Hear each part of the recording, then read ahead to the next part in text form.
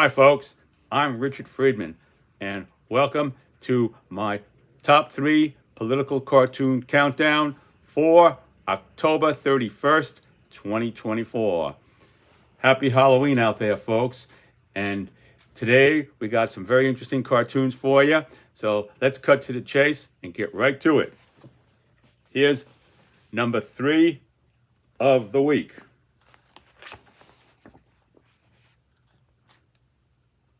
There we have Barbara Burks and potential next President Trump and former president. And here he is at 2 points here. And I'm going to read the cartoon to you so I get the full scenario in. Former president and potential next president. This is a flashback, okay, to the days of coronavirus, and also incorporating that into the former president has indicated that Robert F. Kennedy, if he's elected, will the way he said it, I heard him say it, the way it sounded like he's going to run the whole health care for the United States in terms of the agencies. I'm talking about the agencies. I'm not talking about running the health care for insurance companies. I'm talking about the agencies that oversee health care in the United States. It sounded like Robert Kennedy is going to be right on top there, top man in healthcare for in that hierarchy in Washington of healthcare, of looking over the healthcare and watching out for the healthcare of the American people. And Robert F. Kennedy came out, Jr. Robert F. Kennedy Jr. Robert Kennedy, the late senator's son, came out and said that basically he was against vaccines, and there was a vaccine that rescued us from the coronavirus, all that. And now he's saying he was all against it. And he talked about some conspiracy theory of, I think I heard, could be wrong, but what I thought, sometimes you hear things and you think about it and you say, could this be really? Maybe I hallucinated, I don't know. But he said it caused autism. From the best of my recollection, I could be wrong, but Robert F. Kennedy said the vaccine caused autism in some people, a high percentage of people, enough that we have to watch out for these vaccines. So if he's going to be running stuff, and we have another outbreak, he's not going to use vaccines. And my point in this cartoon, here's my fundamental point, I'm going to give it to you up front, is that Robert F. Kennedy Jr. has come out very strongly against vaccines, but when the former president came out with injecting Clorox and household products to fight before the vaccines, he wasn't against that. Robert F. Kennedy Jr. never spoke against using Clorox, injecting Clorox and all those household products that President Trump said we need to experiment with. Robert F. Kennedy Jr. was nowhere around. He didn't object to that. That was cool with him. If people want to go run experiments with people and inject them with household products, Robert F. Kennedy said, that's cool. As long as they don't use vaccines, no vaccines, as long as they're not using any vaccines with those chemicals that are in the vaccines, that ingredients in the vaccines, and this Clorox has no chemicals from the vaccines, then it's cool. Let's go ahead. He didn't say nothing. He didn't object to that. He wasn't adamant like he is about vaccines. So he kept cool about that. So that's my point in this cartoon, really, to bring out the fact is that this man, that the former president, Trump, and potential next president of the United States is basically here saying he's against vaccines.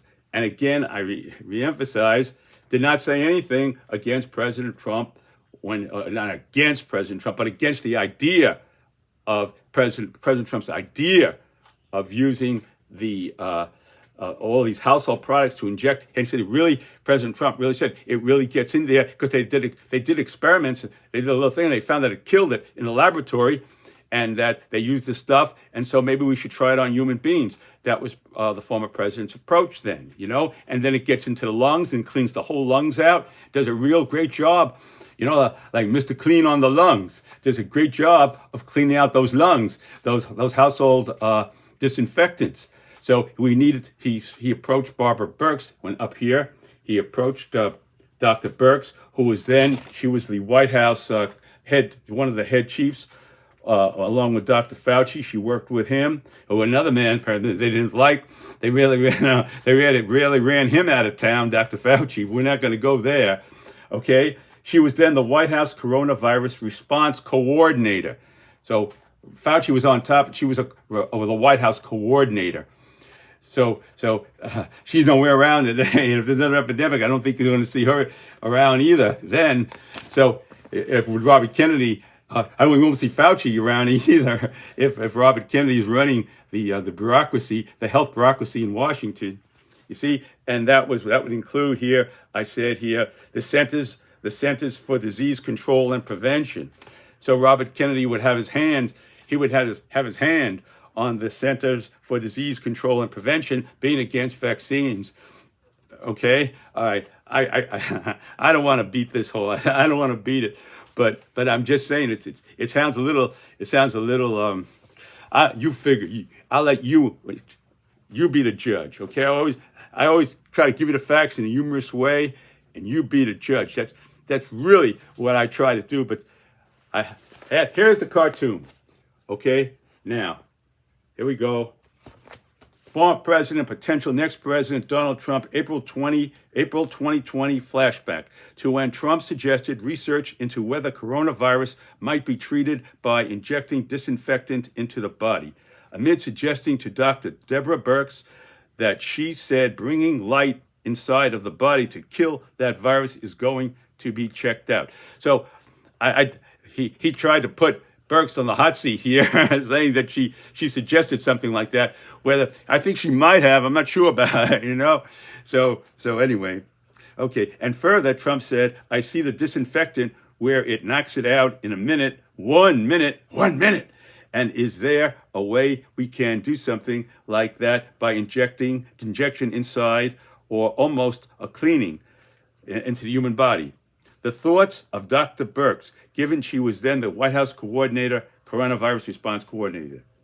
And this is the, okay, and given Trump and Robert F. Kennedy Jr. have entered into an alliance dedicated, that's their theme, next to Make America Great Again, they have now working together with Robert F. Kennedy and the former President Trump, make America healthy again, without vaccines, without Dr. Fauci, without Dr. Barbara Birx. I can imagine the doctors are going to call in. Can you imagine the doctors that Robert F. Kennedy Jr. will be calling in? Dr. Strangelove. I'm Dr. Strangelove. I've got the cure. Who knows what kind of doctors they're going to bring in there? That's going to be a trip to see that. I mean, it'll make great cartoons, but I hope that don't happen, and I hope I don't have to do a cartoon about that. Okay? All right. That's all I'm going to say there. Okay.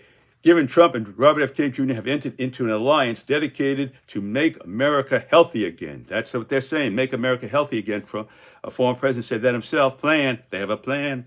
And the former president all but promised Kennedy would have an influential role in his next administration. President Trump said he's going to run the show. He's going to let him do his thing, I'm going to let him, I don't forget the exact words he used, but he said, I'm going to throw it, I'm going to let him throw it at you, whatever he wants to do. He's implying something like that. His program, So you're going to get the full dose of Robert F. Kennedy Jr. That's for sure. You're going to get a full dose of, if former President Trump becomes president, you're going to get a full dose of Robert F. Kennedy Jr. into the National Health Program. Full dosage. So that is 100% sure from what the former president said. I don't think he's going to reverse that from what he said. It's hard to imagine, but then you never know. Okay, so anyway, so that's that. Okay, and that's right. They've entered into a Make America Healthy Again plan, and that was that. Okay, now here, this is the flashback to April 2020. Dr. Deborah Birx reactions and conceivable thoughts to Trump's suggestion of injecting people with disinfectant to check it out, quote, in basically a study to see if household cleaning product could kill the coronavirus inside the body safely. Now here's a cartoon that this is a flashback to April 20 to then April 23rd, 2020. That's the flashback.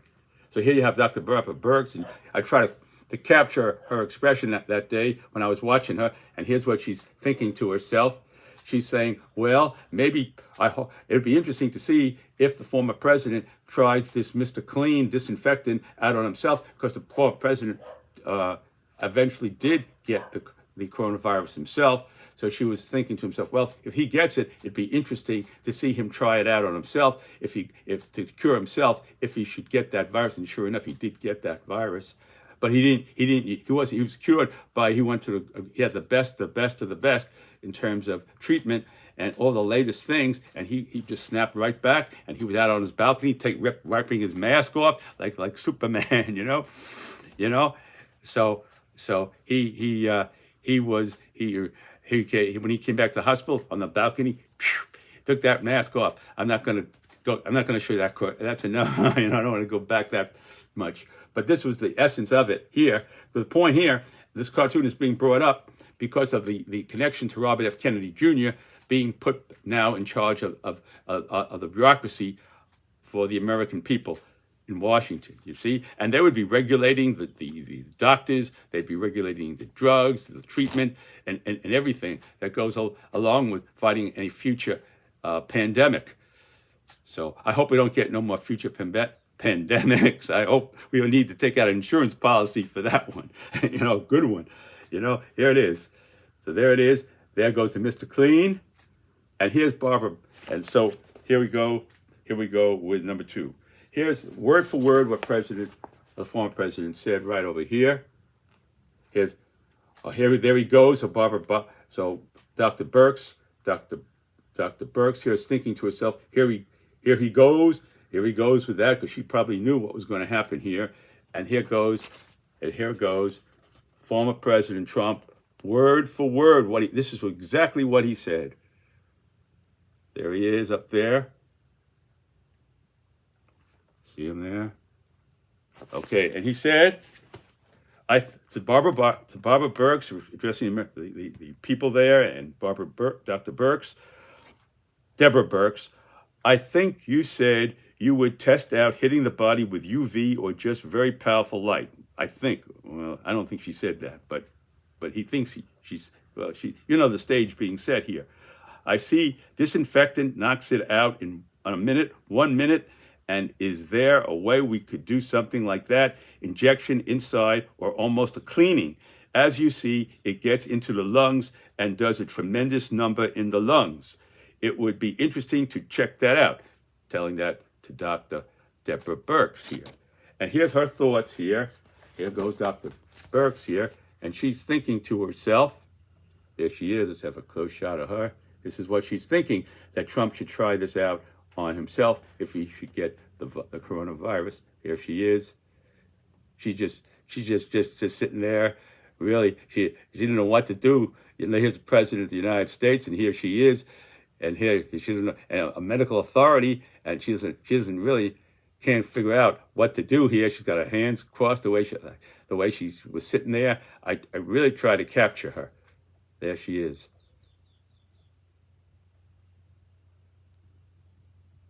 Okay, and this is what she said. She said, it would be interesting if Trump would research injections of Mr. Clean for lungs on himself. So here's her thought of the president injecting the Mr. Clean onto himself. That's what her thought was there. There goes. He has his arm rolled up with his red tie on there, and there goes the Mr. Clean into his right arm, top of his right arm. His jacket sleeves are rolled up. You see, and he's got a thumbs up. Thumbs up there. Thumbs up for Mr. Clean.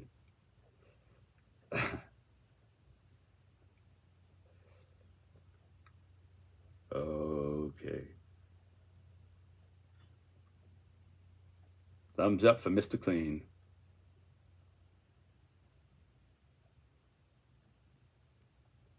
Okay, that was el número 3 de la semana. Okay. Number 3 of the week. All right. Here we have now number 2. Numero dos de la semana. Here we have here's Abraham Lincoln, here's President Trump. Because President Trump has been comparing himself to Abraham Lincoln and being critical over the fact that the Civil War could have been prevented if Lincoln had taken more affirmative action and came up with a strategy of a plan to avert the Civil War. So he's saying, basically, he's comparing himself to Lincoln, saying he even said he had a bigger crowd, that the former President Trump said he had bigger crowds than Lincoln. And in those days, they had no way to really determine the crowd size and this and that. And he said at the time, well, I'm going to read it to you, okay? I think he said he had he had higher polls than Lincoln had, and there was no polls in those days. I think that's what he said. I'm doing this from memory. I think he said he had higher polls than Lincoln ahead of the election. Trump had higher polls, and there was no polls in those days. There were no polls. That was way back then. They had no machines or stuff like that to calibrate the polls. So he used his imagination and came up with the idea that there were polls back then, and said his polls were greater than Lincoln. I believe he said that. I could be wrong. So people out there, don't hold me to it. I'm saying it's possible. Okay? I can't write everything I hear down on this. I'd be for hours. So here it is. Okay? There. Okay? There's Lincoln. I want to get a good shot of Lincoln for you here out there. Here's Abraham Lincoln's portrait where it hangs in the White House dining room, where the former president stayed and watched Fox News during the January 6th Capitol riot. Instead of taking strong, immediate action, he stood in he watched Fox News. He watched what was going on there through Fox News, and he felt at the time that it really wasn't too serious, and he just I don't know if he was drinking a Diet Coke in there or what he was doing, but from what reportedly, I got to say reportedly, he was in the White House dining room where this portrait is, and Lincoln hangs over the mantle there, the fireplace, and that's the way it is. I try to capture that portrait as good as I could, and Lincoln's expression watching then President Trump just sitting there as the Capitol was going on at the Capitol, and I don't want to dwell on that. That's not the purpose of this cartoon. Is to show here that it basically is to give you an idea of what was happening, and the idea of Lincoln, what Lincoln would say if he could come back today and address the situation. That was really the thrust of this cartoon, is on Lincoln to come back and say what he would have said at the time. What I did is I animated the portrait to being a live thing. The portrait of Lincoln is alive and speaking truth to power as a portrait of Lincoln is speaking. Okay. So Trump, if elected again, back in the White House, confronts portrait of Abraham Lincoln that hangs in the state dining room there. Given the former president has compared himself favorably to that 16th president, e.g. saying that Lincoln nearly lost the Civil War to Confederate General Robert E. Lee. Further saying, I don't know how Trump feels about Robert E. Lee. That would be another interesting thing, but I ain't going to go there. Further saying, Lincoln was probably a great president, although I've always said, why wasn't that settled? Why wasn't it settled? I'm a guy, this is word for word from President Trump, I'm a guy that it doesn't make sense. The Civil War don't make sense, apparently. We had a Civil War. Given the war began at 4:30 a.m. on April 12, 1861, when Confederate troops fired on Fort Sumter in South Carolina's Charleston Harbor. So the former president, they surrendered. They surrendered the Union Army surrendered to the Confederates there because they were outnumbered, outgunned, and they surrendered the fort over, and that started the Civil War. So basically, the former president here, I have him saying he didn't go this far, but I'm imagining, and this is from what he said, and building on that, and the rest of the former president's given the background here, I'm imagining what he'd say, that he would have stopped the Civil War by basically negotiating, and the Union soldiers would not have surrendered the fort. Never would have surrendered Fort Sumter. They would have fought on, and then it would have been a stalemate, and then we would have negotiated a peace, and that would have blocked the Civil War in terms of the differences between the North and the South, you see? So that's what the former president, if you do it like on a map, I used to be a math teacher, do it on a curve, on some sort of a cosine curve, that's where you end up. Okay, on a vector, better yet a vector, a vector, boom, that's where you go. Okay, so that was that. Now here is the former president in this cartoon. Here he is, okay, and he's there, kind of admonishing Lincoln. You see the way he does with Biden, about Ukraine, that there never would have been a Ukraine war had he been president. There never would have been a Ukraine war. Putin would not have gone into Ukraine, and stuff like that. They never in the Mideast, in terms of what's going on there, that Iran wouldn't have used its people there, the groups that it controls, Hamas, to attack Israel if he were president. These are the things that the former president has said. There never would have been this horrible thing in the Mideast, and everything would have been hunky-dory had he been president. He said that, okay? So now I'm going to have him doing the same thing with Lincoln and the Civil War in this cartoon, basically. Okay, so here he goes. Here is the former President Trump, potentially next president of the United States, in the White House dining room, addressing Lincoln. There, and Lincoln is taking this all in, you see. There he is. He's looking. He doesn't seem too happy there. The portrait of Abraham Lincoln. Again, that's an animated of what I did here, an animation. And here he is. He's got his fists. He's waving, and he's got his fists up there. There he is, with that fist and his hand going up. And he's saying to the portrait of Lincoln, back in April of 1861, if I had been president when Confederate forces attacked Fort Sumter, the United States Army would have never surrendered the fort. I would have avoided the Civil War by making a deal. I'm making a deal. Okay? And here is Lincoln, the portrait of Lincoln, retorting back to former President Trump. He retorts back. Okay? Here he is, retorting back. Here. There it is, retorting back. Okay, you can read that.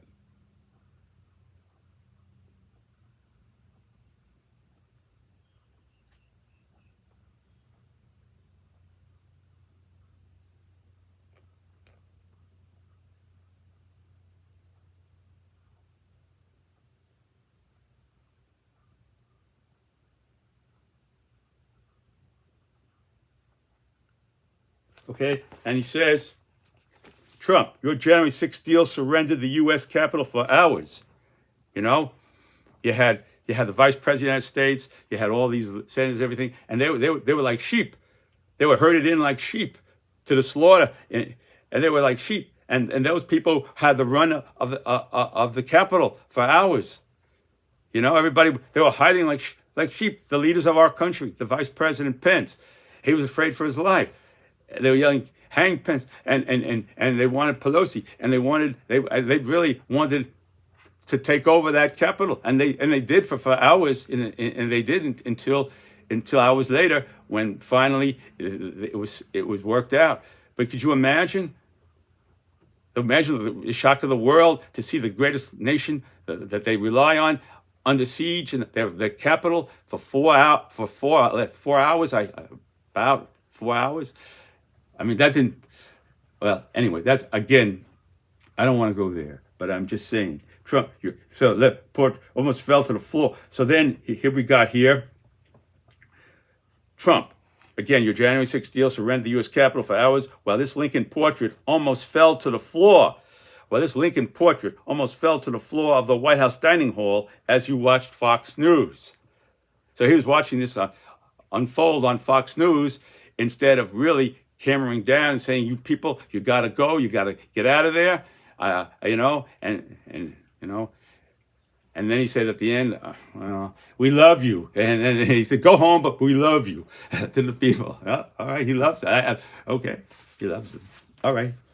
I don't want to go too far on that one. Okay? All right. So here we have here. And then we have Trump responds back to the portrait of Lincoln. Portrait of Lincoln, you are very disloyal. No more White House for you. You're going to the top floor of the U.S. Embassy in Tel Aviv, Israel. Bye.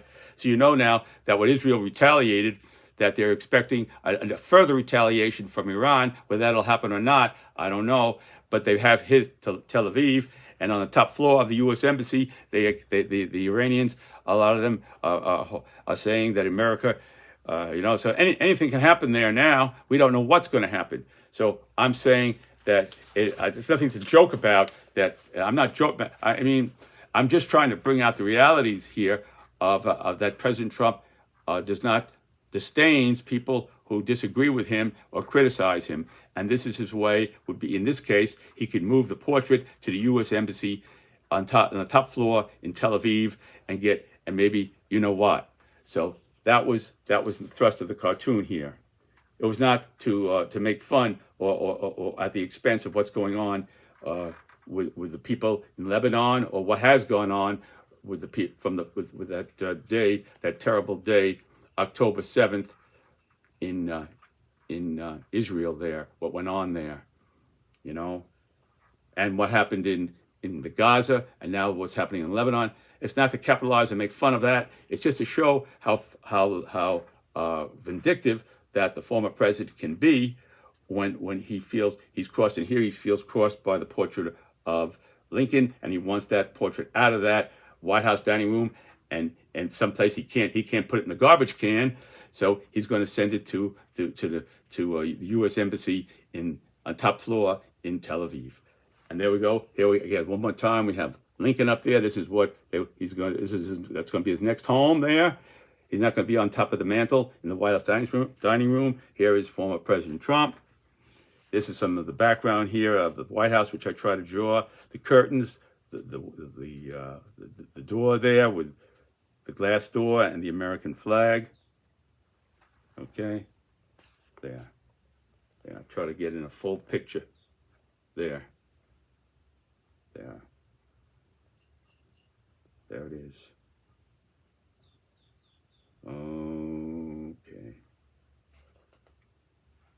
Okay. All right. Before I get to numero uno, I just want to introduce you folks to, this is from 2023. Soon we'll be in 2025 coming up. And then that means that my 2024 book will be coming out sometime in early January, God willing. So again, I say there's still relevance here, looking at 2023, how it paved the way to 2024, and my 2024 book is very unclear what will be. It'll definitely include the election and the results of the election. So that will be it. And January 20th will be the day that the next president takes office. So that will be in my 2025 book coming out in 2026. Again, God willing. God willing. All right. So here it is. Here's my book there. It's in color. And let's see here. I'll just show you a few things here. You see here? There's a few things. Yeah. And just to give you the, I know I showed you a few things here. Here's the Supreme Court justices on their yachts. You see, this was from that TV show. Lifestyles of the, I called it Lifestyles of the Enriched and Infamous Justices. Lifestyles of the Rich and Famous is lifestyles here of the infamous justices, the rich and infamous justices. I did a play on Lifestyles of the Rich and Famous with Robin Leach.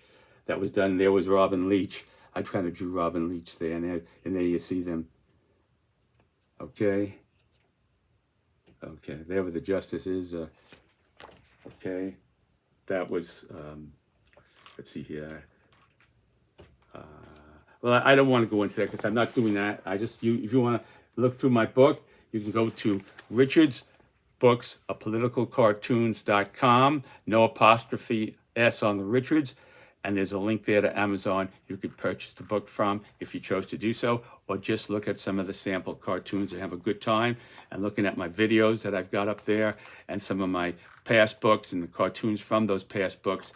You'd have a fine time, and just want to do that, that's great. It's like a trip down memory lane, trip into a little cartoon museum with no admission fee. Okay, that was the book. Okay, I didn't draw that picture. That was drawn by a very kind artist. I gave him credit in the book, and he took a lot of my gray hair away. I appreciated that. Okay. I didn't give him a photo of me without gray hair. He decided to give me a break there on the gray hair. You know, so there you have it. Okay, all right, now, numero uno de la semana está aquí. Number one of the week is here. Here is number one. Now, this is also a flashback. Surprisingly, flashbacks usually don't make it to number one, but this did. And here we have the former president in Puerto Rico, after the hurricane there, Hurricane Maria, and he's throwing paper towels to the people who are starving and been devastated by that hurricane, and he's throwing out, I guess, bounty paper towels. You see here, he's throwing out to them bounty paper towels. Okay, after that incident, again, this is the backdrop to this is that the incident of that Tony Hinchcliffe at Madison Square Garden, making a so-called, they say it was a joke. I say it was a so-called joke because I don't consider that a joke. I consider that using under this disguise of humor to do that. That's my view of it, you know. But anyway, that's my view. I don't like to do that, but you know, when I heard that, I said, what am I watching here?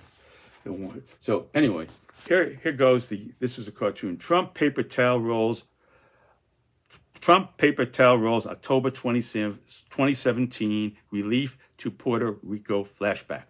So he's relieving them with paper towels and throwing them out to them, you know. He's not throwing McDonald's burgers. He's not throwing Diet Cokes. He's throwing paper towels, and these people are starving. He could have brought some McDonald's with him, right? He could have brought some Kentucky Fried Chicken along, you know, kept that warm somehow. He could have, but he didn't.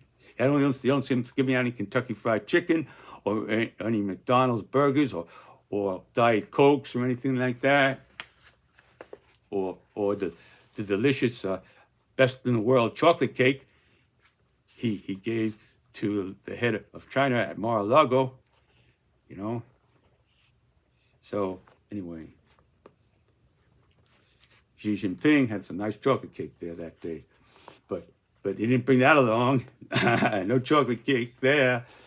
So he bought the bounty paper towels. Okay. He threw that out. As far as we know, let's just say as far as we know, he opted to have a picture of him throwing out the bounty paper towels. He could have said, I don't want a picture of me throwing out bounty paper towels. I'd like a picture better of something more nutritious than the bounty paper towels. Okay. All right, here we go. Trump paper towel rolls, October 16th, relief to Puerto Rico flashback. That after the island was devastated by Hurricane Maria, given last Sunday at a Trump rally at Madison Square Garden. Tony Hinchcliffe, a comedian, said, "There's a lot going on. Like, I don't know." This is word for word. I got this Hinchcliffe's word for word. You know, everybody says it's a joke, so I put it up to you to decide if it was a joke or not. So I copied it word for word from what he said. This is Hinchcliffe saying this. A comedian said, quote, "There's a lot going on. Like, I don't know if you know this, but there's literally a floating island of garbage in the middle of the ocean right now." He said, quote, again, "I think it's called Puerto Rico." Quote. There. That's not, you decide if you want to interpret that as a joke. Meant to make people laugh and just didn't make a lot of people laugh, that's for sure. Along with mocking black people. He I'm not going to go there either. I'm just bringing that as a point that he did do that. And people say he mocked Jewish people too. I didn't hear him say that. I wasn't watching too much of it, but people said that reportedly. I don't know if that's, I can't verify that from my own experience because I didn't hear him say that. Okay, so I'm just saying it was reported that he said that. Okay, this joke does not reflect the views of President Trump, and the campaign came out with a statement saying this joke does not reflect the views of President Trump or the campaign. It doesn't reflect the views, but President Trump has not acknowledged that it was a wrong thing to say. He's keeping quiet. He's having somebody else. He's not saying himself. He's having his campaign spokesperson come out and say that this joke does not reflect the views of President Trump or the campaign. So what are President's views about this? He don't say that, but this does not reflect it. Theoretically, it could be worse than that, because it doesn't reflect the views of you. His views could be worse, right? If you say it like that, you have to say, this, I condemn this, and it was wrong, but no, we don't hear that. Or from the Republicans either. We don't hear any of them. So there you have it, folks. So I'll say it again. God bless you. God bless America. And I admire those Dodgers for pulling it out. I was a Yankee fan. I lived right near Yankee Stadium when I was in the Bronx where I lived. I lived on Nelson Avenue, a few blocks away from Yankee Stadium. Used to go to the games. Mickey Mantle, Roger Maris. Used to root for all those guys. But I'll tell you that that I was glad to see somebody come from behind. It was always good to see somebody come from behind and then pull it out at the end and really come back. And that's what the Dodgers did. So I give them good job to the Dodgers.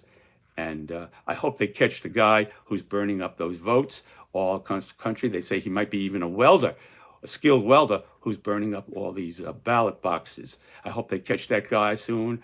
And so there you have it. So I'll say it again. God bless you. God bless America. God watch over our troops all over the world. And take care, folks. And I'll see you next time. Bye.